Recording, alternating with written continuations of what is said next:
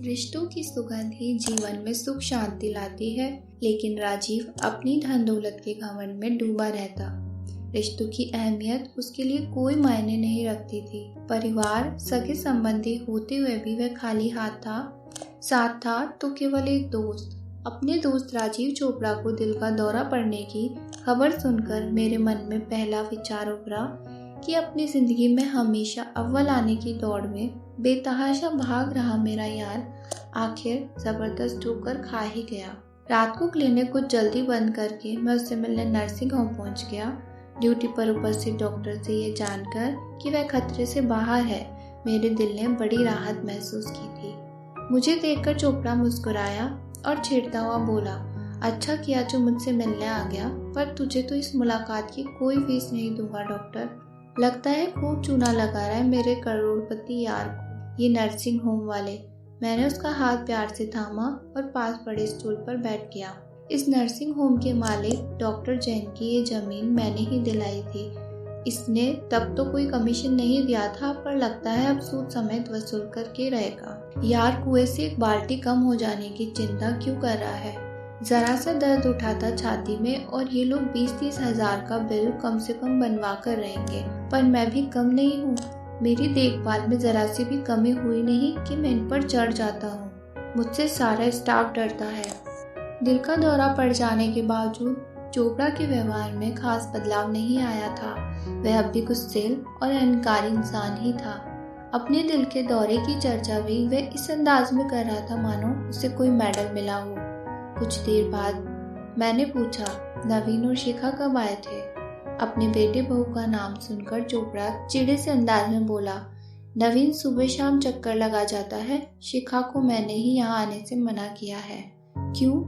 अरे उसे देखकर मेरा ब्लड प्रेशर जो गड़बड़ा जाता है। अब तो सब भुलाकर उसे अपना ले यार।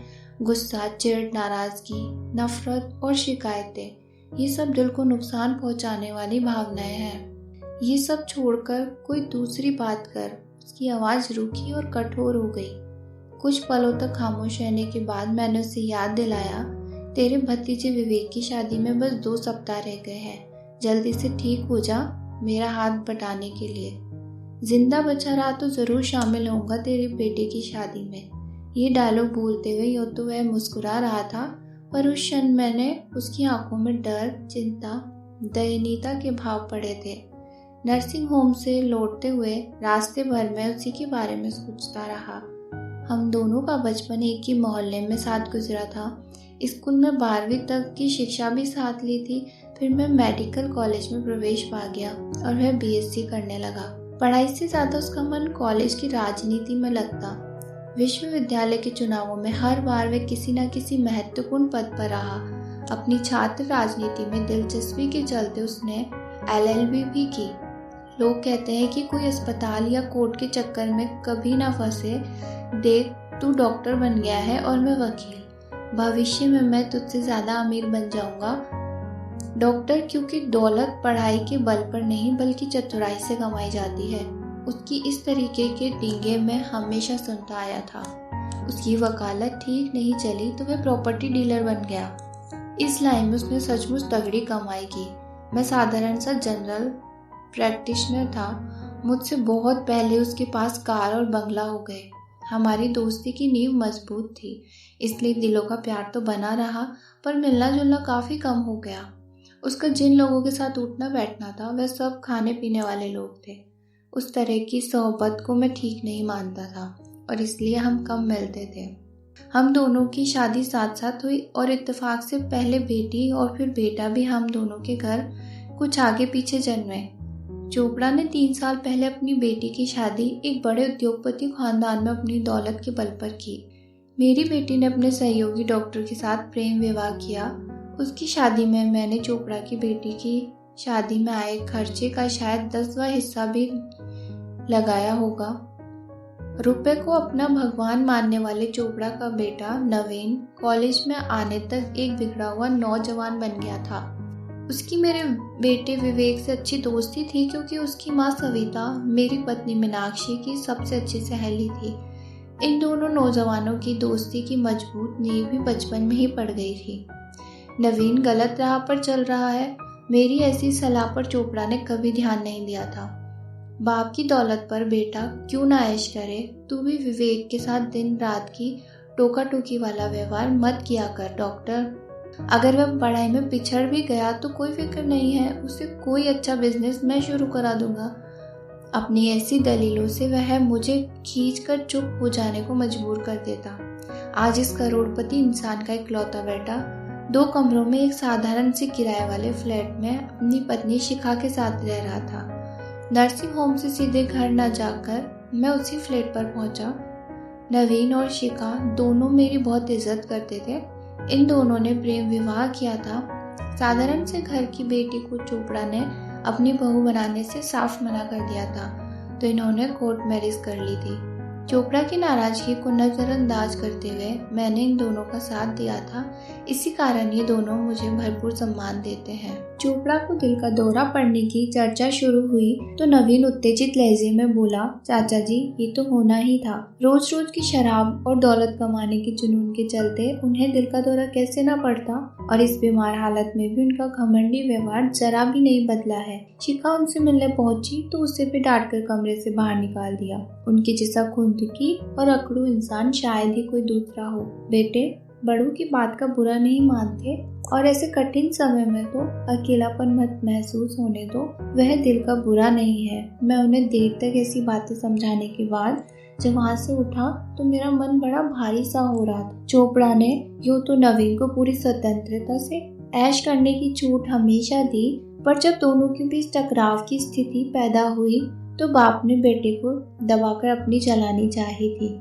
जिस घटना ने नवीन के जीवन की दिशा को बदला वह लगभग 3 साल पहले घटी थी। उस दिन मेरे बेटे विवेक का जन्मदिन था। नवीन उसे नए मोबाइल फोन का उपहार देने के लिए अपने साथ बाजार ले गया। वहाँ दौलत की अकड़ से बिगड़े नवीन की फोन पर नीयत खराब हो गई।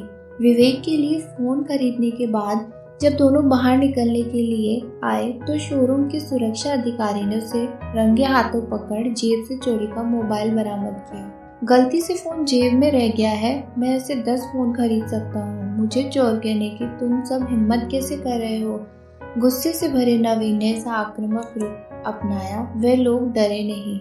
मामला तब ज्यादा गंभीर हो गया जब नवीन ने सुरक्षा अधिकारी पर तैश में आकर हाथ छोड़ दिया। उन लोगों ने पहले जमकर नवीन की पिटाई की और फिर पुलिस बुला ली। बीच बचाव करने का प्रयास कर रहे विवेक की कमीज भी इस हाथापाई में फट गई थी।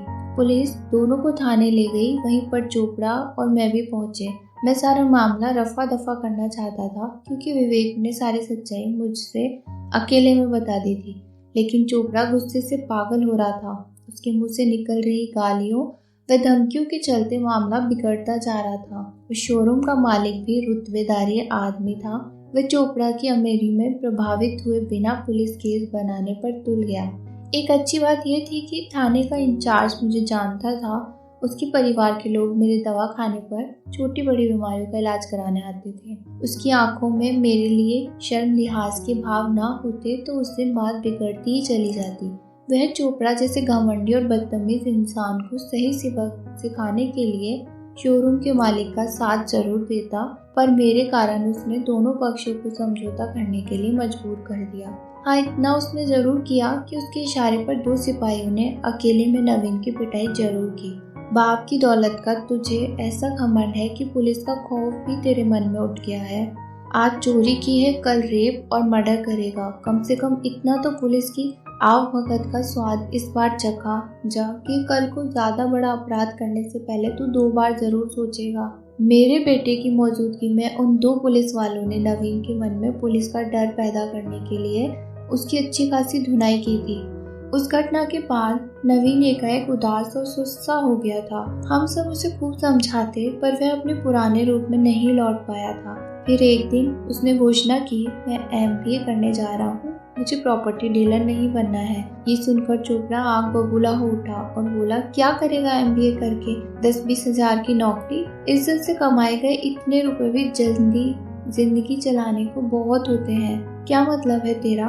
क्या मैं डाका डालता हूँ, धोखाधड़ी करके दौलत कमा रहा हूँ? मुझे आपके साथ काम नहीं करना है। यूं जिद पकड़कर नवीन ने अपने पिता की कोई दलील नहीं सुनी थी। बाद में मुझसे अकेले में उसने अपने दिल के भावों को बताया था। चाचा जी, उस दिन थाने में पुलिस वालों के हाथों बेइज्जत होने से मुझे मेरे पिताजी की दौलत नहीं बचा पाई थी। एक प्रॉपर्टी डीलर का बेटा होने के कारण उल्टे हुए मुझे बदमाशी मानते उठे थे और मुझ पर हाथ उठाने में उन्हें जरा भी हिचक नहीं हो रही थी। दूसरी तरफ आपके बेटे विवेक के साथ उन्होंने ना गाली गलौज की, ना मारपीट। क्यों उसके साथ भिन्न व्यवहार किया गया? सिर्फ आपके अच्छे नाम और इज्जत से उसकी रक्षा की थी। मैं जब भी उस दिन अपने साथ दुर्व्यवहार को याद करता हूँ तो मन शर्म और आत्मग्लानि से भर जाता है। मैं आगे इज्जत से जीना चाहता हूँ, बिल्कुल आपकी तरह चाचा जी।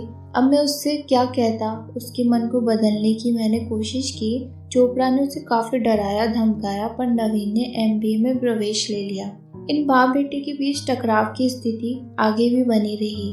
नवीन बिल्कुल बदल गया था। अपने पिता के नक्शे कदम पर चलने में उसे बिल्कुल भी रुचि नहीं थी। किसी तरह से बस दौलत कमाना उसके जीवन का लक्ष्य नहीं रहा था। फिर उसे अपने साथ पढ़ने वाले शिखा से प्यार हो गया। वह शिखा से शादी करना चाहता था। ये बात सुनकर चोपड़ा बेहद नाराज हुआ। अगर इस लड़के ने मेरी इच्छा के खिलाफ जाकर शादी की तो मैं इससे कोई संबंध नहीं रखूंगा। फूटी कोड़ी नहीं मिलेगी इसे मेरी दौलत की। ऐसी धमकियां सुनाकर मैं काफी चिंतित हो उठा था। दूसरी तरफ नवीन शिखा का ही जीवन साथी बनना चाहता था।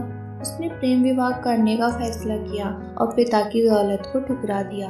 नवीन और शिखा ने कोर्ट मैरिज की तो मेरी पत्नी और मैं उनकी शादी के गवाह बन गए थे। इस बात से चोपड़ा हम दोनों से नाराज हो गया, पर मैं क्या करता? जिस नवीन को मैंने गोद में खिलाया था उसे कठिन समय में बिल्कुल अकेला छोड़ देने को मेरा दिल राजी नहीं हुआ था।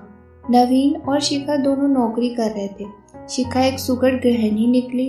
अपनी गृहस्थी वे बड़े सुचारू ढंग से चलाने लगी। चोपड़ा ने अपनी नाराजगी छोड़कर उसे अपना लिया होता तो यह लड़की उसकी कोठी में हंसी खुशी की बाहर निश्चित ही ले आती। चोपड़ा ने मेरे घर आना बंद कर दिया। कभी किसी समारोह में हमारा आमना सामना हो जाता तो वह बड़ा खिंचा खिंचा सा हो जाता। मैं संबंधों को सामान्य व सहज बनाने का प्रयास शुरू करता तो वह कोई भी बहाना बनाकर मेरे पास से हट जाता। अब उसे दिल का दौरा पड़ गया था। शराब, सिगरेट, मानसिक तनाव वे बेटे बहू के साथ मन मुटाव के चलते ऐसा हो जाना आश्चर्य की बात थी। उसे अपने व्यवहार में मानसिकता को बदलना चाहिए। कुछ ऐसा ही समझाने के लिए अगले दिन दोपहर के वक्त उससे मिलने पहुंचा था। उस दिन चोपड़ा मुझे थका टूटा सा नजर आया। यार अशोक, मुझे अपनी जिंदगी बेकार सी लगने लगी है।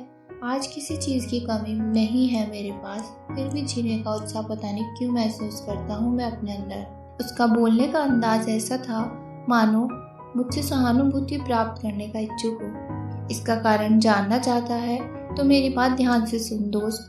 तेरी दौलत सुख सुविधाएं तो पैदा कर सकती है, पर उससे अकेलापन दूर नहीं हो सकता। अपनों के साथ प्रेम पूर्वक रहने से अकेलापन दूर होता है यार। अपने बहू बेटे के साथ प्रेम पूर्ण संबंध कायम कर लेगा तो जीने का उत्साह जरूर लौट आएगा। ये तेरी उदासी और अकेलेपन का टॉनिक है, मैंने भावुक होकर उसे समझाया। कुछ देर खामोश रहने के बाद उसने उदास लहजे में जवाब दिया, दिलों पर लगे कुछ जख्म आसानी से नहीं भरते हैं डॉक्टर। शिखा के साथ मेरे संबंध शुरू से ही बिगड़ गए। अपने बेटे की आंखों में झांकता हूँ तो वहाँ अपने लिए आदर या नजर नहीं आता। अपने किए की माफी मांगने को मेरा मन तैयार नहीं। हम बाप बेटे में से कोई भी झुकने को तैयार नहीं तो संबंध कैसे सुधरेंगे? उस रात उसके सवाल का जवाब मुझे सूझ गया था। वह समाधान मेरी पत्नी को भी पसंद आया। सप्ताह भर बाद चोपड़ा को नर्सिंग होम से छुट्टी मिली तो मैं उसे अपने घर ले आया। सविता भाभी भी मेरे साथ थी। तेरे भतीजे विवेक की शादी हफ्ते भर बाद है, मेरे साथ रहकर हमारा मार्गदर्शन कर यार। ऐसी इच्छा जाहिर कर मैं उसे अपने घर ले आया। अरे अपने बेटे की शादी का मेरे पास कोई अनुभव होता तो मार्गदर्शन करने वाली बात समझ में आती। अपने घर में दम घुटेगा ये सोचकर शादी ब्याह वाले घर में चल रहा हूँ। उसका निराश उदास सा स्वर मेरे दिल को चीरता चला गया था। नवीन और शिखा रोज ही हमारे घर आते। मेरी सलाह पर शिखा अपने ससुर के साथ संबंध सुधारने का प्रयास करने लगी। वह उन्हें खाना खिलाती, उनके कमरे की साफ सफाई कर देती, दवा देने की जिम्मेदारी भी उसी को दे गई थी। चोपड़ा मुझसे तो कुछ नहीं कहता, पर अपनी बहू की ऐसी देखभाल से वह खुश था लेकिन नवीन और उसके बीच खिंचाव बरकरार रहा। दोनों औपचारिक बातों के अलावा कोई अन्य बात नहीं कर पाते थे। शादी के दिन जब चोपड़ा का स्वास्थ्य काफी सुधर गया था, चेहरे पर चिंता, नाराजगी व बीमारी के बजाय खुशी और मुस्कुराहट के भाव झलकते। वह बारात में भी शामिल हुआ। मेरे समधी ने उसके आराम के लिए अलग से एक कमरे में इंतजाम कर दिया था। फेरों के वक्त वह पंडाल में फिर आ गया था। हम दोनों की नजरें जब भी मिलती तो एक उदास सी मुस्कान चोपड़ा के चेहरे पर उभर आती। मैं उसके मनोभाव को समझ रहा था। अपने बेटे की शादी को इन सब रीति रिवाजों के साथ ना कर पाने का अफसोस उसका दिल इस वक्त जरूर महसूस कर रहा होगा। बहू को विदा कराकर जब हम चले तब चोपड़ा और मैं साथ साथ अगली कार में बैठे हुए थे। सविता भाभी, मेरी पत्नी, शिखा और नवीन पहले ही चले गए थे नई बहू का स्वागत करने के लिए। हमारी कार जब चोपड़ा की कोठी के सामने रुकी तो वह बहुत जोर से चौंका था। सारी कोठी रंग बिरंगे बल्बों की रोशनी में जगमगा रही थी। जब चोपड़ा मेरी तरफ घूमा तो उसकी आंखों में एक सवाल साफ चमक रहा था। ये सब क्या है डॉक्टर? मैंने उसका हाथ थामकर उसके अनबुझे सवाल का जवाब मुस्कुराते हुए दिया। तेरी कोठी में भी एक नई बहू का स्वागत होना चाहिए। अब उतरकर अपनी बहू का स्वागत कर और आशीर्वाद दे। रोने धोने का काम हम दोनों यार बाद में अकेले कर लेंगे। चोपड़ा की आंखों में सचमुच आंसू छलक रहे थे। वह भरे गले से इतना ही कह सका, डॉक्टर, बहू को यहाँ लाकर तूने मुझे हमेशा के लिए अपना कर्जदार बना दिया। थैंक यू वेरी मच मेरे भाई। चोपड़ा में अचानक नई जान पड़ गई थी। उसे अपनी अधूरी इच्छाएं पूरी करने का मौका जो मिल गया था। बड़े उत्साह से उसने सारी कार्यवाही में हिस्सा लिया। विवेक और नई दुल्हन को आशीर्वाद देने के बाद अचानक ही चोपड़ा ने नवीन और शिखा को भी एक साथ अपनी छाती से लगाया और फिर किसी छोटे बच्चे की तरह बिलख कर रो पड़ा था। ऐसे भावुक अवसर पर हर किसी की आंखों से आंसू बह निकले और इनके साथ हर तरह की शिकायतें, नाराजगी, दुख, तनाव और मन मुटाव का कूड़ा बह गया। तूने सच कहा था डॉक्टर कि रिश्तों के रंग बिरंगे फूल ही जिंदगी में हंसी खुशी और सुख शांति की सुगंध पैदा करते हैं, ना कि रंगीन हीरो की जगमगाहट। आज मैं बहुत खुश हूँ क्योंकि मुझे एक साथ 2 बहू का ससुर बनने का सुअवसर मिला। थैंक यू भाई। चोपड़ा ने हाथ फैलाए तो मैं हाथ बढ़कर उसके गले लग गया। मेरे दोस्त के इस हृदय का परिवर्तन वहां उपस्थित हर व्यक्ति ने ताली बजाकर उसका स्वागत किया।